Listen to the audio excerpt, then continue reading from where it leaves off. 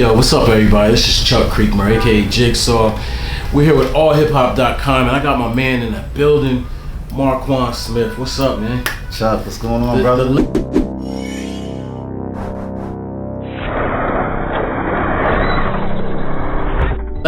legend. Nah, but the evolution of a man. You know what I'm saying? Now, you know, we go way back to our days at BET. We both worked at BET for a minute. Yep. You're not there no more, right? Not at all. Okay, so we can talk free. Absolutely. Absolutely. No disrespect, but you know, absolutely, we both had an interesting experience there. Very much. Yeah, very interesting experience. You know, I felt like I was Alice trapped in a rabbit hole. I didn't know what to take, the red pill or the green pill over there. You know what I mean? So it was that experience. Definitely. But before we get into anything like that, let's talk about your new series that's coming up in the fall called Godfather of Harlem. Now, you got the whole internet ablaze, at least on our level with our people, because you're going to tell the story of Bumpy Johnson and all the circumstances around his life. Talk about it a little bit. Well, the Godfather of Harlem is basically the collusion of civil rights in the underworld. Right. So we're telling a narrative of Bumpy Johnson, who was played by Forrest Whitaker, and his relationship with Malcolm X, who's played by an amazing actor by the name of Nigel Thatch. Nigel played Malcolm X in Selma. So you're going to see characters as Adam Clayton Powell, John Carlo Esposito is playing Adam Clayton Powell. And then we have the Italian side. You got Vincent D'Onofrio, who's playing a real life gangster by the name of Vinny the Chin. He was the gangster who was walking around Mulberry Street with the robe, the bathrobe on in the late 80s to early 90s before he got locked up by the feds. Right. And then you have Chaz Palminteri from Bronx Tale. He's playing Joseph Bonanno. Okay. And then you have Paul Savino, Big Paulie, Goodfellas. He's in there. So it's a story. Basically, I call it the Tale of Three Cities. So we're telling a story about Spanish Harlem, East Harlem, and Pleasant Avenue, and Central Harlem, which is, you know, all the African Americans. So you'll hear music like from Sam Cooke to Martha and the Vandellas to you know, music from, you know, Swiss Beats is the executive music producer. So you may hear Rick Ross, you may hear DMX, Emily Sandé, Achala, HER. I mean, it's an amazing project. So your official role is executive producer, one of them. Yeah. And you're also an actor in there. Yeah. Now people may or may not know that you've been an actor. Yeah, absolutely. I knew that. Absolutely. Talk about the duality of being the executive producer as well as an actor. Well, the Godfather of Harlem started as a brainchild, you know, of mine since 2000. Margaret Johnson, who's Bumpy Johnson's granddaughter, is like my godmother, and we had a wonderful relationship. She's no longer here. She passed away. But during the time that we spent together, I made her a promise that I would get the story of her father told, which is really her grandfather, but he raised Margaret like that was his daughter. Okay. So you know, it was a journey, and myself as an actor, you know, I got 1,000 no's before I got one yes. And my motto was this, you know, you're either going to chase your passion or you're going to chase your pension. You know what I mean? And I was working at BET, and I was like, there's no pension over here. Yeah. You know, so I might as well go after my passion. Yeah. And we're creators. Yeah. And I feel like if you suppress us, I know I'd rather be dead if I can't be creative. I feel you. I can't be trapped behind a cubicle. We had those talks. Yep. I can't. It's nothing that inspires me about that. Yeah. So the journey was real, and like I said, it was a brainchild of mine. It took me 18 years. 18 years, and it's still amazing and surreal to me just to see it happening. And even as an executive producer and becoming part of this series, I still had to go through the potholes and the trials and tribulations of being an actor. It's not you're an executive producer, so I'm putting myself in it as an actor. No, I had to go out there. I had to show them I had chops. You know, I'm around the greats like Forrest Whitaker and John Carlo Esposito, and you know, running lines. And Forrest is like my big brother, speaking to them every night and telling me to believe. You know, I had disappointments, and you know, I proved to them that I can do what I said I can do. Yeah. I mean, I think it's amazing. Now, I just want to say for the record, I was supposed to be on the set, but they get up at 4 in the morning, 3 in the morning. I already live far away, so we didn't make that happen. But I'm gonna definitely be there for season 2. For season 2, absolutely, yeah, definitely. Yep. So how did you secure such a, how did the cast come about? I mean, as soon as you see Forrest Whitaker, you're like, okay, it's official. That's going to give it the official stamp. But you also have all those other talents too. Well, the project is represented by WME, and Forrest being attached to it was a great vision that myself and my partner James Atchison had. Right. And Forrest's manager Joanne Colana that's like my big sister. Okay.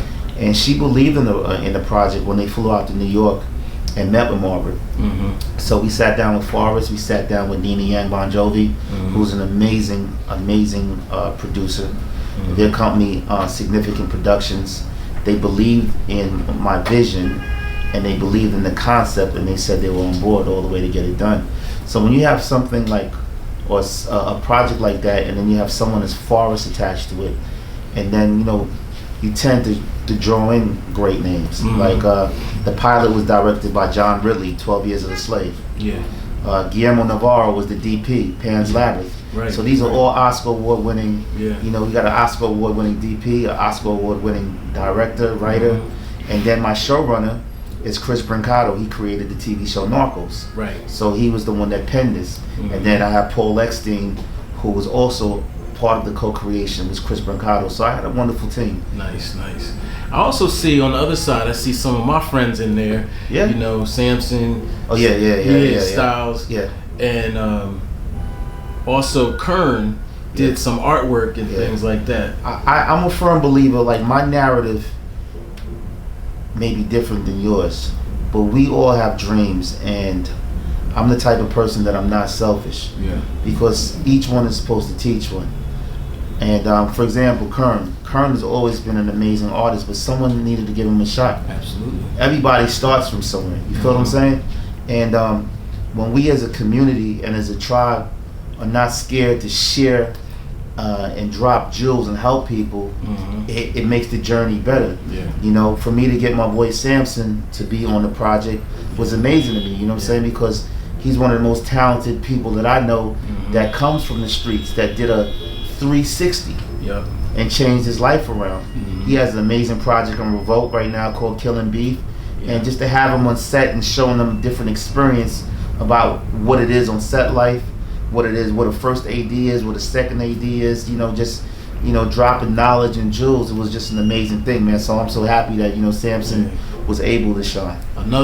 Actually, all of us were at BET. Yeah. That's crazy. Yep, absolutely. Yeah, that's dope. We were all kind of outliers too, all of us. Yeah, we were outlaws, yeah. Yeah, think about it. Yeah. Definitely.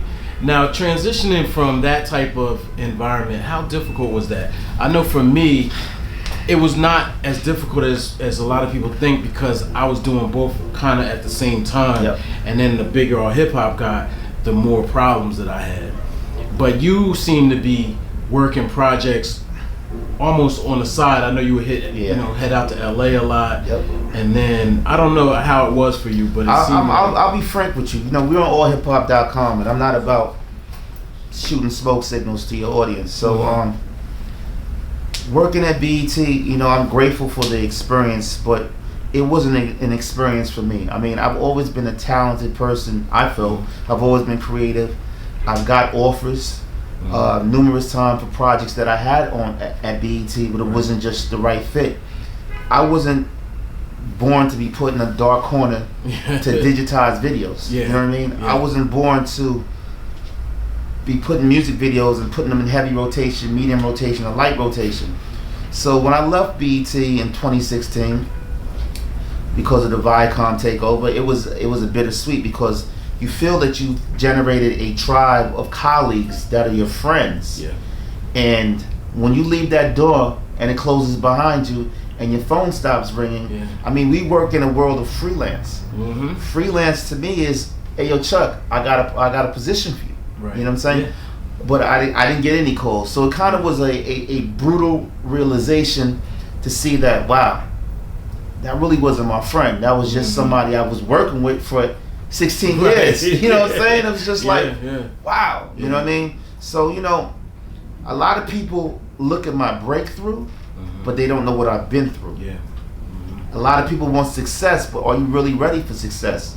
Are you ready to eat tuna fish sandwiches? Are you ready to eat ramen noodles? Are you ready to fly in a buddy pass knowing I have a meeting at Netflix at 10 in the morning?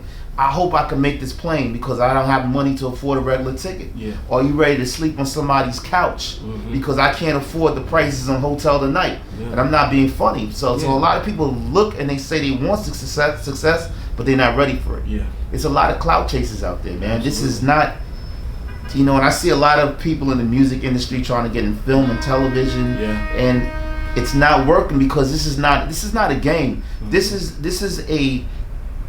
the lay of the land here is about talent, and your skirt will be pulled. Trust me, if you don't have any talent. Yeah, I've seen a lot of people moving in that direction, and now it just seems like it's the new rap game or something like that. Yeah, and it's not because we're different. We're dealing with a different type of breed. We're dealing with great white sharks. Yeah. Great white sharks out there, and this is not like 91, 92 music videos where you can get $200-300 grand for shooting a music video. It's totally different, man. It's a totally different look.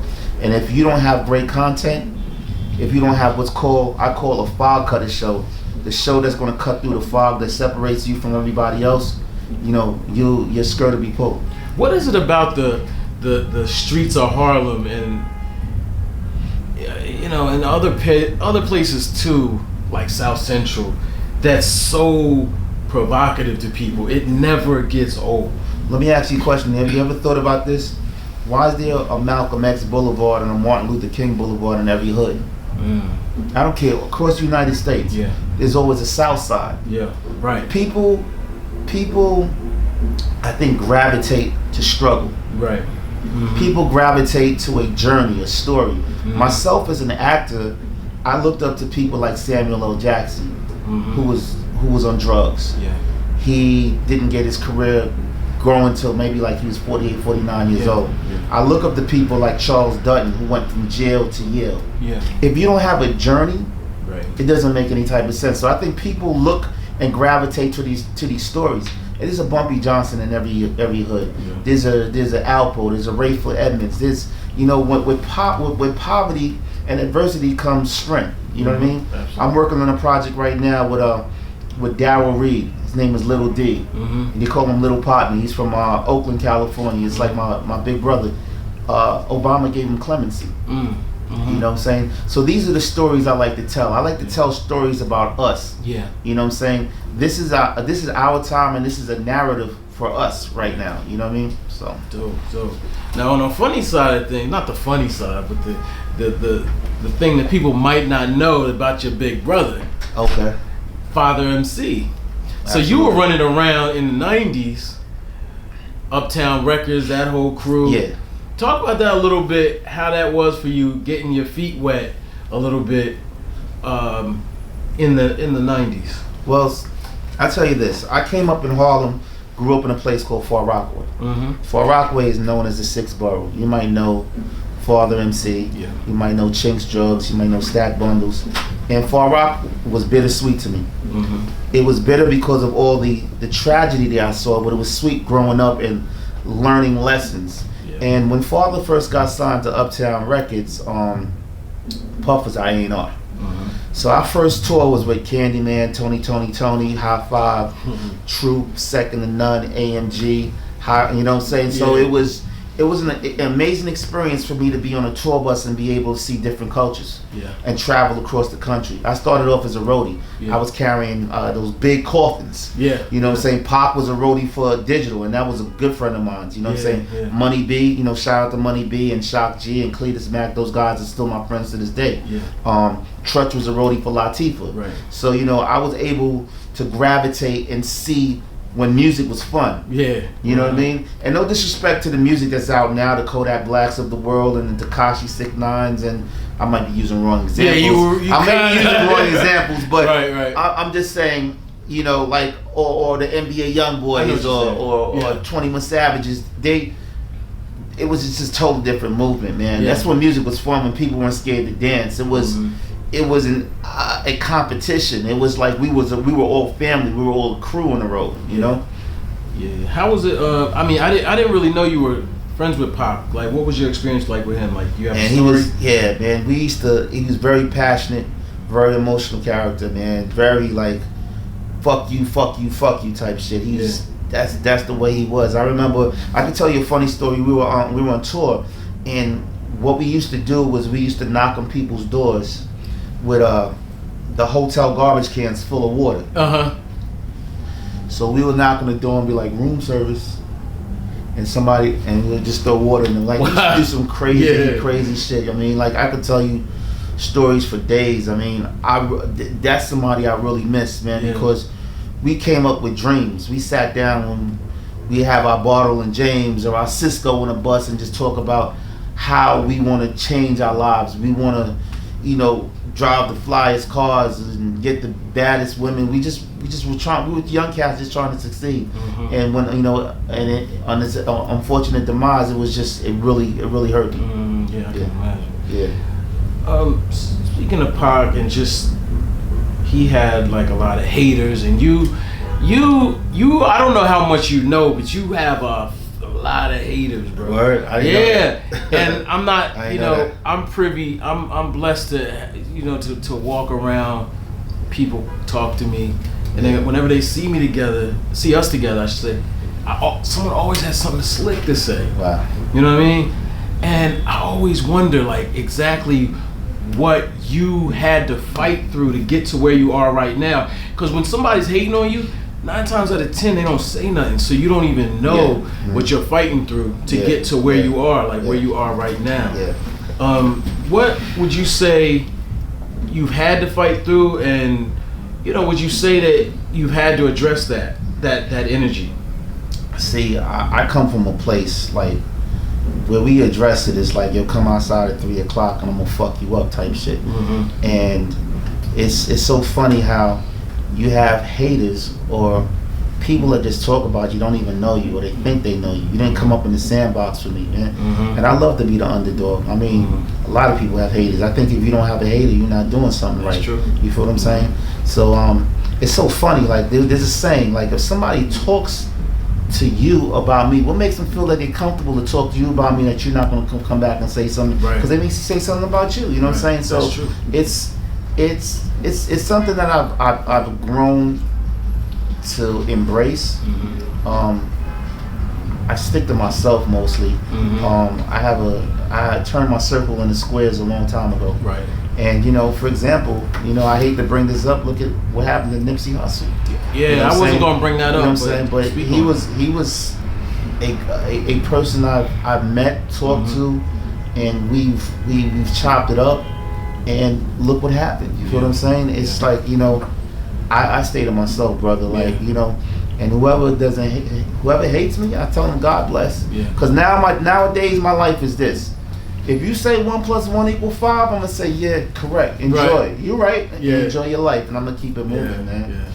That's the best way to go about it, and that also comes with maturity. Yeah, absolutely. We've been in this game for a minute, and our approach 10+ years ago would be different than no, I know, absolutely. And it's just that, usually people that talk about you are miserable with their own life. You feel what I'm saying? There was something that Biggie had said. Biggie said, he used to be in the corner of Nostrand Ave, and he'll see a guy with a Mercedes come by, and he'd be with his whole bunch of his people. He'd be like, I hate this nigga. And you don't even know this dude. But why you hate him? I just hate him. And when he got the Mercedes, he became that dude. Now there's other people saying, I hate you. You don't even, you don't even know him. It is what it is. So what you, so you mentioned the one project, but what do you, where you headed? Like, what do you have lined up, and where do you see yourself? It's exciting for me, man. I'm working on possibly getting a first look deal at a studio. Okay. I have a couple of amazing projects I'm working on. I'm working on the Aaron Hernandez story. Okay. Him and the football player from the New England Patriots. Who unfortunately took his life. That's a series that I'm putting my attention to right now. I'm working on the Darryl Reed project in Oakland with Darryl Reed. I'm working with on the Sly and the Family Stone project. So I have a couple of different projects that I'm working on, man. I'm just trying to stay creative Stay out of the hater zone. Make them keep hating me. Yeah. You know what? For them telling you that, I think I'm about to go get a car tomorrow. For real.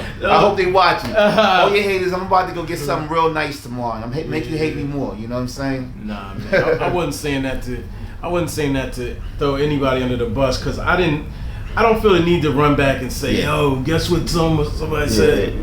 Yes. I don't get involved myself in those things. Yeah. But just to know that, and by the way, those people were not anyone they were powerless type of people. Yeah. You know what I'm saying? Yeah, absolutely. Yeah, so. Absolutely. And you see, our relationship has never been nothing turbulence. I don't judge. You know what I'm saying? It's always been love. Every time I bro. check on you, you know, it's just like when people, like, you just got to watch the people around you. And the people that hate, believe me, they probably talking about you too. Oh, yeah.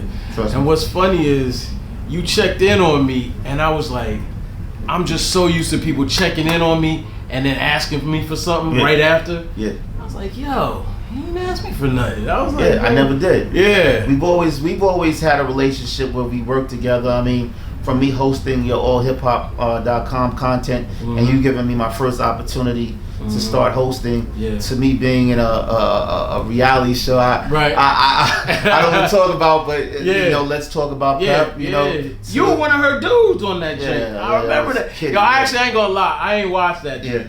Yeah. I was anti reality TV at that time. Okay. I ended up doing Gossip Game though. So you understand what I'm saying? Right. So you get it. Yeah, you know definitely. Not a good look. To where I'm at right now, you know, when I big shout out to the black females out there that are doing content creating, like Issa Rae and Lena Waite, and the young lady who's in Little, who has a first look deal. I can never say her name, so that's why I said the young lady. I don't want to chop up her name, but I love to see, you know, I just love to see people in general that's doing stuff, you know what I mean, and making it happen. Yeah. What advice would you give a young person? You know, obviously it took you a really long time to get to this point, relatively speaking. Yeah. But then, like for example, my niece, she's 18, wants to be a filmmaker. I guess I could say she got it accepted to NYU for filmmaking. Okay. And she's ready to go. What advice would you give someone like that? Always master your craft.